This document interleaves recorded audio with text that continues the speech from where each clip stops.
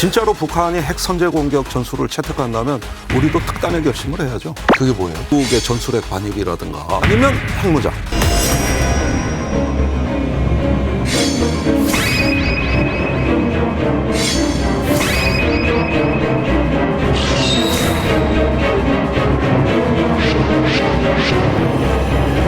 열병식 하면은 어떤 무기를 보여줄지가 또 관심이잖아요. 네. 신형 무기가 선보인 게 있습니까, 이번에? 이번에 예. 깜짝 놀랄 신형 무기는 나온 게 없습니다.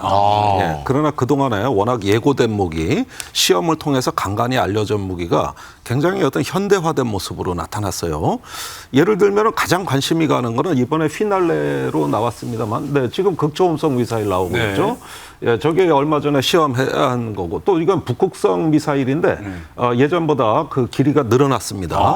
그러니까 아무래도 저 다탄도 그를 탑재할 수 있을 예. 것으로 보여지고 뭐니 해도 이제 피날레를 장식한 화성 17형 미사일. 네. 예, 이것은 뭐냐면은 이동식 발사. 이 트럭에 실은 미사일 중에는 세계 최대 규모입니다. 자, 지금 얼마 전에 공개했던 조선중앙TV에서의 그 화성 17형 발사 그렇습니다. 그 공개 장면인 것 같고요. 예, 홍보 영상이죠. 예, 홍보 영상. 예, 그런데 저게 얼마 전에 시험 발사를 했느냐는 그 논란의 여지가 있어요. 우리 합참은 15형을 시험하고 17형이라고 북한이 우기는 거다. 편집한 거다. 예, 이렇게 이야기를 하는데 북한이 이번에 저거 17형을 특별히 강조하면서 네. 우린 진짜 발사했다. 예, 이런 거를 자꾸 보여주기 위해서 아주 정교하게 배치가 됐고 이런 어떤 전반적인 어떤 무기가 전략 무기, 전술 무기, 어떤 종합적으로 이것이 복합적인 전략, 하이브리드 전략이 출현한 거예요. 네. 그러면서 다양화하고 여러 상황에 맞는 어떤 그 핵전쟁을 전부 수행할 수 있는 예, 이런 어떤 상황이고 어떤 세력이든 조선민주주의인민공화국과의 군사적 대결을 기도한다면 그들은 소멸될 것입니다. 김정은 위원장 연설은 뭐냐 하면은 그 전쟁 억지 뭐 이런 전쟁 방지라는 어떤 목적에 구애되지 않겠다. 뭐 연설에서는 속박되지 않겠다 그랬어요. 네. 그러니까 이 핵무력을 자유롭게 사용할 수 있다는 거고 여차하면 선제 공격 또는 재래식 전쟁에서도 사용할 수 있다. 예, 이렇게 이야기를 해버리니까 핵 선제 타격도 할 수 있다 이런 말인가요? 선제 타격 부분도 상당히 들어가 있다고 보는데 그 용어는 안 썼습니다. 예. 그러나 선제적인 핵 사용은 이미 올해 초에 한번 언급한 적이 있고 또 핵무기의 전술 무기화를 통해 가지고 어떤 국지전에도 핵무기를 투입할 수 있다. 네. 예, 이런 것들은 지금 계속 반복해서 나오기 때문에 저희가 보기에는 김정은식 핵 교리가 출현했다. 굉장히 공세적이고 적극적인 핵 전략이다. 이런 북한은 느낌입니다. 뭐 협상력을 키우기 위해서 핵을 활용한다, 뭐 전쟁을 억제하기 위해서 활용한다 정도까지 나왔었는데, 네. 야, 이 공격용으로 쓴다는 얘기가 나와서 굉장히 불안한데 이거 왜 이런 발언까지 한 겁니까? 물론 배경은 있습니다. 네. 최근에 한미영합 훈련이 예고되고 있고 네. 또 윤석열 그 차기 대통령이 네. 대선 기간에 이제 선제 타격 발언을 했고 또 최근에 미국의 핵태세 검토 보고가 이제 예고되고 있는데 미국의 핵 정책이 재검토하는 과정에서 꼭 핵으로 공격받지 아니해도 핵을 사용할 수 있는 걸 이 다소 여지를 확대하고 있거든요, 현재. 그건 다분히 러시아를 또 의식한 거고. 네.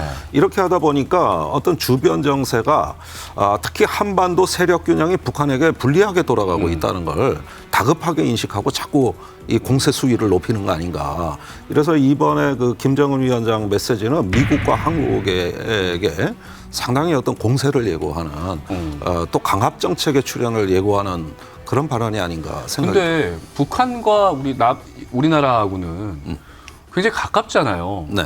그러니까 북한에서 우리에게 핵을 사용한다면 네. 북한도 피해를 입을 수밖에 없을 텐데 네. 그럼에도 북한이 우리에게 핵을 사용할 가능성이 있습니까? 저는 핵 사용 가능성은 비관적으로 봅니다. 뭐 일본 학자들은 이걸 벌써부터 기정사실화하고 뭐 적기지 타격 능력이다, 뭐 미국의 전술핵 도입이다 이런 게 오히려 더 활발하게 논의되지만 우리는 약간 신중하게 봐야 될 것 같아요. 말은 저렇게 한다고 해도 네. 실제 저것이 저 군사적인 수단이나 교리로 뒷받침될 거냐 이건 좀 신중하게 봐야 돼요. 만일에 진짜로 북한이 핵 선제 공격 전술을 채택한다면 우리도 특단의 결심을 해야죠. 그게 뭐예요? 예를 들어서 뭐 미국의 전술핵 반입이라든가 여러 가지 어떤 미국과의 어떤 확장 억제에 대해서 어떤 강도 높은 대책, 네. 뭐 결국 아니면 핵무장 이렇게 예, 갈 우리도요? 수밖에 없는 거지만 네. 이거는 정말 파국이거든요. 예, 그렇게 되면은 핵과 핵이 이제 충돌하고 의지와 의지가 충돌하는 이런 자체는 이제 상시적인 안보의 비상사태 속에서 우리가 살아가야 된다는 걸 의미하는 거거든요. 너무 무서운데요. 그러니까 아주 그런 교수님. 것들을 감당하기 전에 네. 제 생각에는 북한의 의도를 면밀하게 보고 네. 다분히 북한은 또 퍼포먼스의 효과를 정치적 효과를 노리고 있으니까 이럴 때 너무 말려 들어가지 않으면서 우리가 중심을 지켜야 된다. 열병식 이상적으로. 통해서 이렇게 북한이 핵 얘기를 하고 그러니까 오늘 인수위에서 네. 삼축 체계 능력을 조속히 완성해 나갈 것이다라는 얘기를 했는데 이게 어떤 얘기입니까? 예, 삼축 체계는 뭐 아시다시피 킬체인. 예. 이건 북한의 핵무기 발사 조짐만 보고 사전에 미사일 발사를 제압해버리는. 유사시의 선제 타격. 유사시 선제 네. 타격이죠. 이런 킬체인. 그다음에 킬체인에 실패하면은 날아오는 미사일을 공중에서 요격하는 미사일 방어. 세 번째는 그마저도 실패하면은 보복력으로. 응징보복. 대량 응징 보복한다. 이런 세 가지 그 개념으로 짜여 있는 게 삼축 체제고요. 네. 그 중에서도 윤석열 당선자가 선거 기간에 특히 킬체인을 강조한 거예요. 예. 그러니까 북한의 미사일 발사 조짐만 보이면 그걸 보고 은밀하고 빠르게 들어가서 그 미사일 기지를 타격해버린다. 네. 근데 요 개념은 조금 재검토돼야 됩니다. 너무 킬체인을 이렇게 정가의 보도처럼 말씀하시는데 네. 그 킬체인은 2010년도에 나올 당시에 북한은 액체 연료 미사일과 고정식 발사대였는데 지금은 고체 연료 미사일. 이건 발사 준비 과정이 없어요. 바로 쏘면 되는 준비할 거예요. 때 타격을 못 예. 하겠네요. 예. 그러니까 준비 과정에 타격하겠다는데 준비 과정이 없고 그다음에 움직이는 미사일 발사대란 말이죠. 네. 뭐 어딘지 알 수가 없고. 그러니까 이걸 찾아내야 되는 거죠. 그러니까 옛날에는 이제 남북한이 바둑판에서 흑돌 백돌을 뒀다면 네. 지금은 바둑판 자체가 움직인다는 거죠. 네. 그러니까 이 정석이 잘 구사가 안 되는 거예요. 예. 그래서 이 킬체인도 사실은 구닥다리 개념입니다. 북한의 어떤 위협에 맞는 전략 개념을 다시 재구성하셔야 된다. 네. Stay